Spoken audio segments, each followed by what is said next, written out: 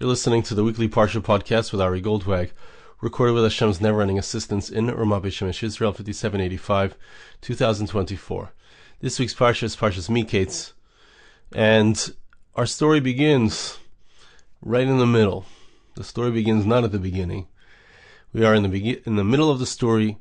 Last week we left off in the moment of suspense, or actually, in a certain way, it was anticlimactic. Yosef thought he's going to interpret the dreams of the Sarah Mashkim, the Sarah Oifim, the cupbearer, the baker, and those dreams would be his ticket out. The one who's going to come out of jail and be brought back to serve Paro, he would be able to speak to Paro and ask him to get him out of jail, to find grace for him. It's unfair, he's in jail for nothing he did wrong.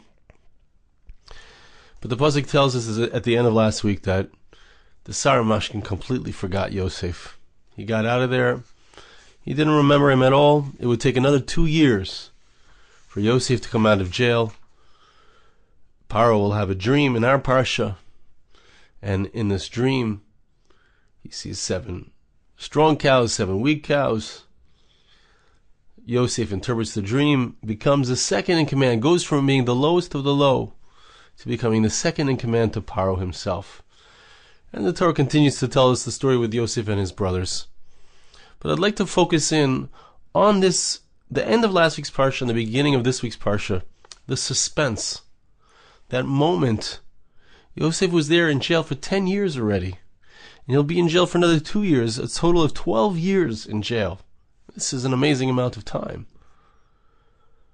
Okay, he's going to come out at the age of 30. He's going to become the leader, first of Egypt and then of the Jewish people, for decades afterwards. But still, it's difficult to understand why we stop in the middle of the story. It's difficult to understand why HaKadosh Baruch Hu had to send him through such a terrible time before he becomes great. Now the Medrash at the end of last week's Parsha, on the pasuk it says, "V'lo zochar Sarah Mashkim." The cupbearer did not remember Yosef; he forgot him. The Medrash says, "Kol hayom hayom masnet tanoim, malach bava hoivchan, v'koshak sharm malach bo matiron." It's not like the cupbearer didn't try to remember Yosef, says the Medrash. He would create tricks for himself. He would tie a little strings on his finger to remind himself to say something to Paro about this guy in jail, Yosef. He had a karsatov. He had a sense of gratitude to Yosef for predicting that he's going to come out of jail. It was particularly impressive. But Amar la Kadosh Baruch Hu. But Hashem sent a malach. He sent an angel to cause him to forget, to untie the strings that he tied on his finger. All the reminders he made for himself, an angel would come and cause him to lose those reminders.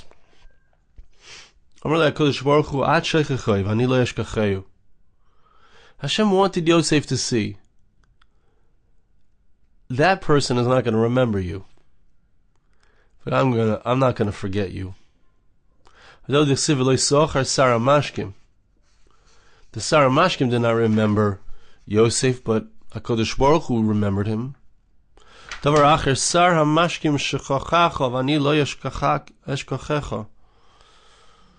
An alternate explanation, instead of Hashem speaking to the Sarah Mashkim saying, "You forgot Yosef," it's Hashem speaking to Yosef and saying, "He forgot you, but I didn't forget you." But the Medrash turns and says, the experience of the person inside, this experience of a Yosef inside of this challenge, inside of the difficulty. I'm in jail. He's in jail for 10 years. He thinks he's going to get out. He doesn't get out. What a despair. What a sense of despair he must have felt. Hashem says, don't despair. I'm still here for you. It doesn't look like the way you think it's going to look. The salvation you think you're going to get out of here, you're right, it's the right guy, but it's not going to look like the way you think it is.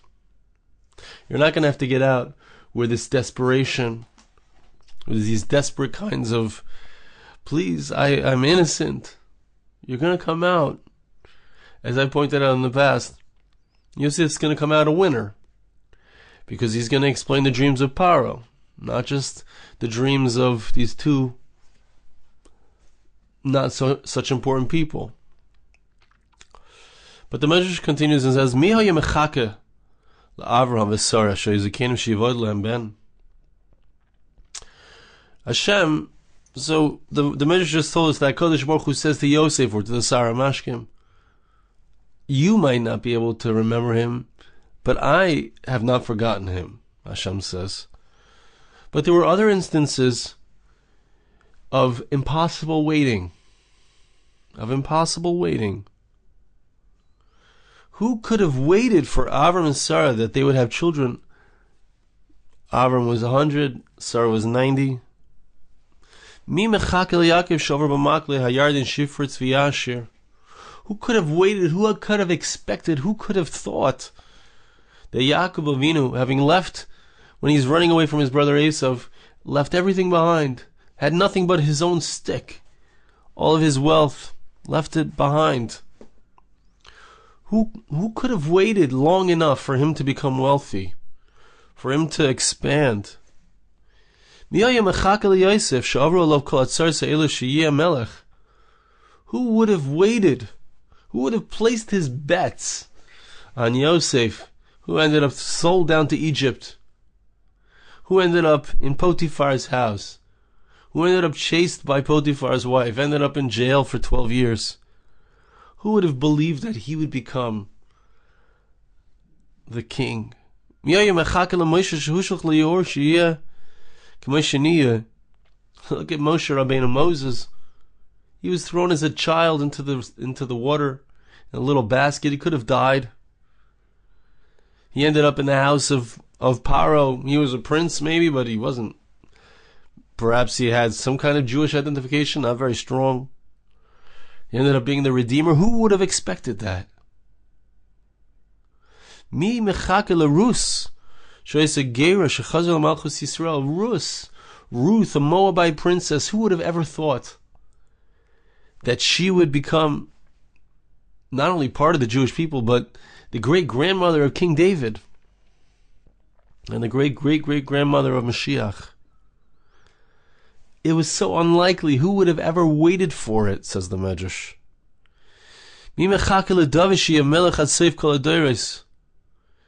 King David, and I mentioned this in the Bitachon podcast, but I'd like to mention it a little bit more here because it's mentioned in the Medrash. Dovid HaMelech, who would have expected him to be the king, to be the great-great-grandfather of Moshiach, who will be the king for all time, who himself is referred to as Dovid. Dovid was a child who was rejected by his family. The Me'amlois brings from the Kli Yakar, brings from Shlomo Alkovitz. What was the reason why he was rejected? Dovid HaMelech, Shmuel comes to anoint the children, someone from the children of Yishai. Yishai presents him with his oldest son Eliyahu, who is very handsome, good-looking, tall. That's not it. He's not the one to be anointed for the next king of the Jewish people. Brings out the next son. 7 sons. Shmuel says, do you have no one else? And Yishai, there was a child of his name was David. He was out in the field, he was a shepherd. He wasn't the most popular of his sons, he was the least popular, he was the rejected child. Even Moasu Haboinim. He was a stone that was rejected by the builders. And what happens? David is brought out. Why was he rejected? So they explain that Dovid HaMelech was born in a very funny situation. Yishai, his father, had decided that he wants to have relations with his maidservant. There's a reason why. We could try to understand it if we got into it. There are some who say because He wanted to purify himself. He was from a Moavi princess. He felt that there was a stain on his family, or the Pashtas, they didn't know the halacha. It's only a Moavi, not a Moaviya. A male descendant of Moab is not allowed to come in to the Jewish people, but if the woman is the Moaviya, so then her descendants can become part of the Jewish people. He didn't know that, so he wanted to marry a shifcha. It would purify the kids, whatever. It's a halachic solution, perhaps. But the shifcha, the maidservant, went, and she said to Yishai's wife, her name was Nitzeves, the mother of King David. Her name was Nitzeves, somebody who stands firm. Nitzeves bas Adoel. And she says to her maidservant, I will replace you. He won't know. He'll think it's you. Yishai will think it's you. Yishai ends up, indeed, getting his own wife pregnant, thinking that it's somebody else, having thoughts about somebody else, which in the Torah is a negative thing. Man is supposed to have the thoughts on his wife. This baby is born. His name is Dovid. And because of the situation surrounding his conception and birth, he's rejected by his own father, by his family. And as we saw in the Bitachon Podcast, as the Meforshim talk about, because of this, Dovid had no one to rely on. He didn't have his family, he didn't have his parents. His own father rejected him. So he went out to the field, he was a shepherd, and he developed his relationship with Hashem. But who would have thought, until that moment, that Shmuel says that's the one who's going to be the next king? And Dovid was vindicated. He was 28 years old, according to some of the Meforshim, when this happened. So for 28 years, Yosef spent 12 years in jail. Dovid had 28 years of self-doubt. And he's going to be the king who's the king for all generations. Says the Medrash, who could wait for Yochanan to come out of jail? In that moment that seems like forever, when Hanani, Mishael, and Azariah are thrown into the fire, seems like they're going to die for standing up for what's right. Who could have waited? Who could have thought? Haman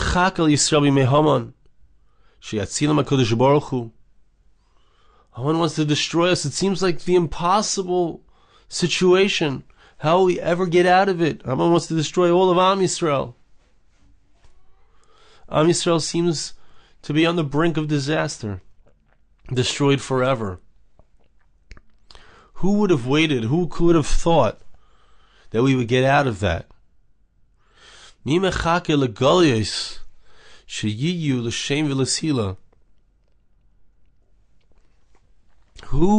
could wait for the exiles, that Am Yisrael will end up being upstanding, respected for our Torah wisdom, for our military ability, for the unbelievable return of Am Yisrael to Eretz Yisrael after being in exile for 2,000 years. Who could wait for such a thing? Who would ever think that it would happen? Who would wait for the fallen sukkah of King David, which is a reference to the Beis HaMikdash, the temple? Who would ever think that it's going to actually happen? The Beis HaMikdash is going to be rebuilt. How are we going to get rid of that mosque? How are we going to get rid of that golden dome?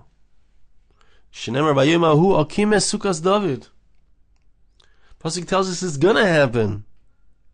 On that day, Hashem will raise up. He will reestablish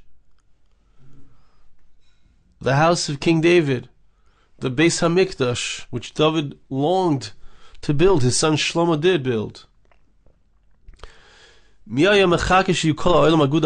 can imagine, who can wait for the moment when the entire world turns away from all of its idolatrous, atheistic, liberalistic, false gods, and instead joins together as one, unifies under the banner of service of Hashem. Shenemar ki azeh apoich el am sav berur lekra kulam b'shem Hashem le'avdei Shechem echad.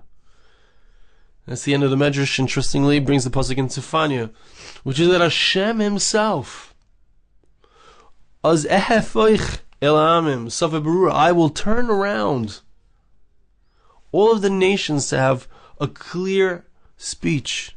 They will all call out. They will be saying one thing. There's only going to be one language. There's only going to be the language of service of Hashem. They will all call out in the name of Hashem to serve Him, lined up, shoulder to shoulder. Who can wait for that? Who can believe that that could happen? Who can believe that that's where we're headed? And that's where the arc of history is headed. And the answer is Vayihi Mikeitz Nasayim Yomim, which is the next pasuk, the next piece in the Medrash. I'm not going to read that piece, but it takes a time where we get to the end. We get to a moment where everything switches, where everything changes, where I will read the Medrash. In fact, at the beginning of Parsha Mikeitz, Keitz sam l'choshech, there's an end to darkness. Zman nasan la'olam kamashon yaseh b'afela. Who can believe we're in the darkness? Who can believe the darkness has lasted so long? Who can believe we'll ever get to the end of it? But no, there is an end. There is a completion. My tam Keitz sam l'choshech shekol zman sheyitzahara ba'olam oifav v'tzamavis ba'olam. As long as there's darkness in the world, there's Yitzhahara in the world, it seems like it's never ending. Even oifel v'tzalmavis, the pasuk says. But one day it's going to happen. We can't believe it. We can't imagine it. What? The Yitzhahara is going to disappear. The evil inclination is going to just go poof. All the evil ones are going to disappear. All of the anger, all of the jealousy, all of the wickedness of the world, of the nations, the hatred, the desire to get ahead of everyone else, it's going to just disappear. Davar acher, Keitz sam l'choshech zman nasan liYosef kama shon yaseh b'afela b'veis asurim kim shegia Keitz cholam para chaloim. It parallels the impossible dream of Yosef. Yosef is sitting in jail. It seems like he's going to be there forever. He's there for 10 years. It finally seems like the sun is about to rise, and he's there for another 2 years. Nothing happens. Nothing seems to happen. The hope is dashed. But there is an end. There's a defined end. That's what Vayihi Mikeitz. There's a defined end. Mi mechake. Who waits? It means to say, it's hard for us to believe. It's hard for us to imagine that the darkness can change, that it could end. Avraham Avinu, impossible. They're old. They can't have kids. Am Yisrael's been in Galus for 2,000 years. Will we ever return to Eretz Yisrael?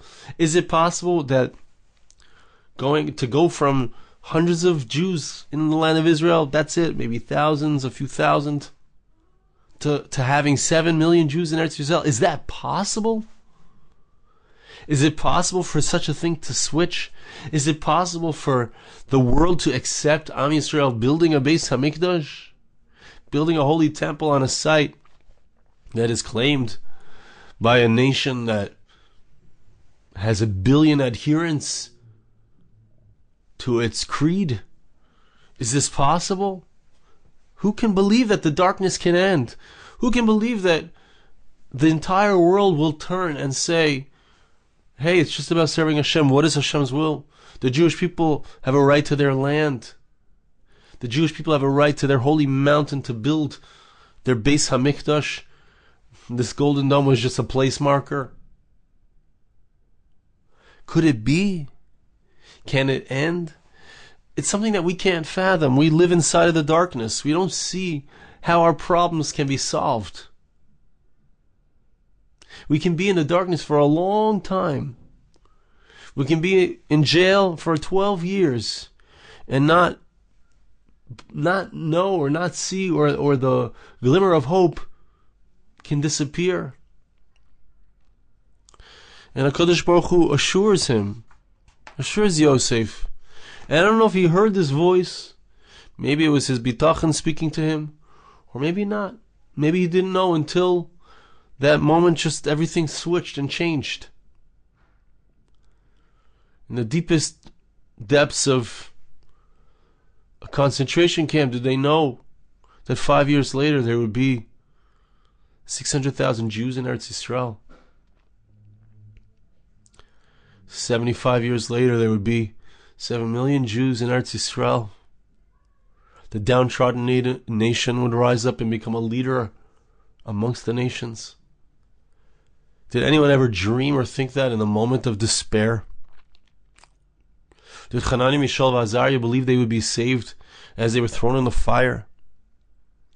Did Am Yisrael believe, as they heard about the decree of Haman, that it would all turn around and they would soon be building a Beis HaMikdash, a holy temple back in Jerusalem? That they would be continuing the destiny of Am Yisrael? Did the Maccabees, did the Chashmonaim, who faced off with this dark Greek culture, which would really darken the entire world for thousands of years, did they know that they had a light within themselves, within their little temple? That little light was stronger. It wouldn't just even last miraculously for 8 days, but it would last for thousands of years. We're still lighting that light. Did they know, as they picked up their weapons and they ran out to battle in an impossible battle, whether it was then, 2,500 years ago, whether it was on October 7th, did we know in the darkness of the battle, in the darkness of the loss, that we're about to shine a light that will last forever? That everything will turn around, that Hashem's light, which we are the torchbearers, that we carry it. Who knew? Who knew that we would be the ones to come to Eretz Yisrael, to face off with the challenge of being an immigrant, to face off with the difficulty of trying to figure out how to live in a foreign country with a foreign mentality? Did we know? Who could have known? We would be the ones. We would be the ones to raise our children to greet Moshiach, to fearlessly return to Eretz Yisrael, to be the ones who would experience the real Geula, the true redemption. I want to bless you. I ask you to bless me. Hashem should help us, that we should be able to not just stay in the space of mi mechake, who would have waited for. Hashem should help us to get to the point of vayehi Mikeitz.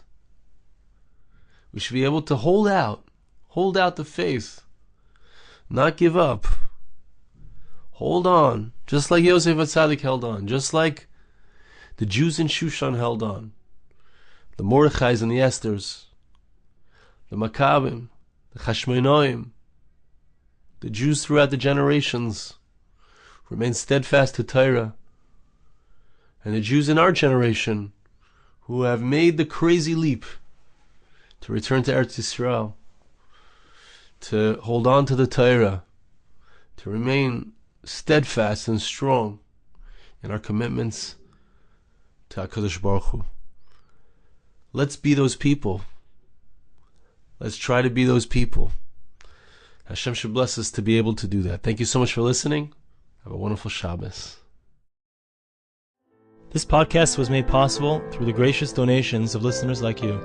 For more podcasts like this, please visit www.arigoldwag.com or search on iTunes Ari Goldwag.